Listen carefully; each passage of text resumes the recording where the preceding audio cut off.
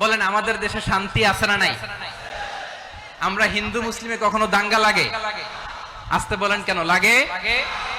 ওদের পূজা পার্বণে আমাদের মাদ্রাসার ছেলেরা যে পাহারা দেয় চিল্লায় বলেন ঠিক কিনা? আমাদের তাফসির মাহফিলের সময় ওরা ডিস্টার্ব করে, ঢোল বাজায় না। ওদের পূজা পার্বণের সময় আমাদের তাফসির মাহফিলের ডেট হলে আমরা চেঞ্জ করে দেই। সুবহানাল্লাহ, কি সাম্প্রদায়িক সম্প্রীতির রোল মডেল। আর ওই বাংলাদেশের ব্যাপারে তারা অনেক ডিসইনফরমেশন ছড়াচ্ছিল।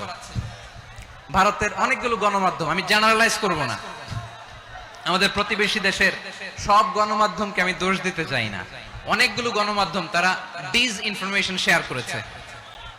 ডিসইনফরমেশন আর মিস ইনফরমেশনের পার্থক্য আছে। মিস ইনফরমেশন না জেনে ভুল বুঝে একটা মিথ্যা বা ভুল তথ্য ছড়িয়ে দেয়া, এটার ক্ষমা আছে, এটার কি আছে।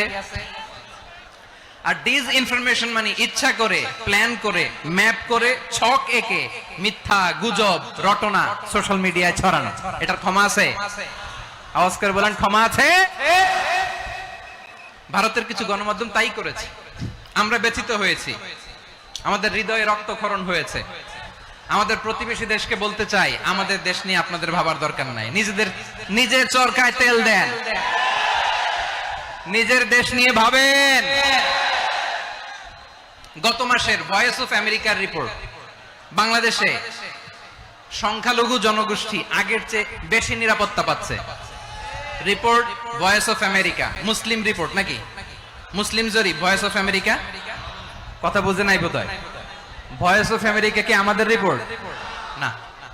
ভয়েস অফ আমেরিকার জরিপ, বাংলাদেশের সংখ্যালঘু জনগোষ্ঠী আগের চেয়ে ভালো নিরাপত্তা পাচ্ছে।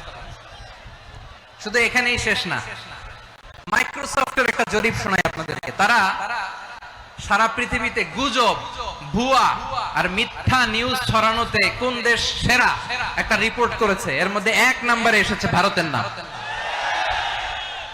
মাইক্রোসফট তো মুসলমানরা চালায় না? কথা বোঝে নাই বোধহয়। প্রতিবেশী দেশকে বলবো, আপনারা নিজের চরকায় তেল দেন, আপনারাও শান্তিতে থাকেন, আমাদেরকেও শান্তিতে থাকতে দেন। সব চেঞ্জ করা যায়, প্রতিবেশী চেঞ্জ করা যায় না। আমাদের ল্যান্ড তাদের ল্যান্ড, পাশাপাশি। আমরা চাই তারাও সুখে থাক, আমরাও সুখে থাকি, ঠিক কিনা? কিন্তু প্রতিবেশী হলে বন্ধুত্বপূর্ণ আচরণ করতে হয়। প্রতিবেশী যদি বন্ধু না হয়ে প্রভু হতে চায়, এরকম দানব প্রতিবেশী কেউ চায় না। ভারত যদি বন্ধুত্ব উপহার দেয়, আমরাও বন্ধুত্ব দিব, কি বলেন? তারা যদি বন্ধু সুলভ আচরণ করে, আমরাও বন্ধুত্ব উপহার দেব। কারণ আমাদের পররাষ্ট্র নীতি হচ্ছে সবার সাথে বন্ধুত্ব, কারোর সাথে বৈরিতা নয়। আলহামদুলিল্লাহ বলেন, কত চমৎকার পলিসি আমাদের। আমরা নির্বিবাদী, আমরা বাংলাদেশিরা শান্তিকামী, we are proud of that. এজন্য আমরা গর্ববোধ করি। আমাদের পররাষ্ট্র নীতি সবার সাথে বন্ধুত্ব, কারোর সাথে শত্রুতা নয়। তাই প্রতিবেশী দেশকে বলবো, আমার ভাইয়েরা, আপনারাও আমাদের ভাই, বন্ধুত্ব দিলে বন্ধুত্ব পাবেন।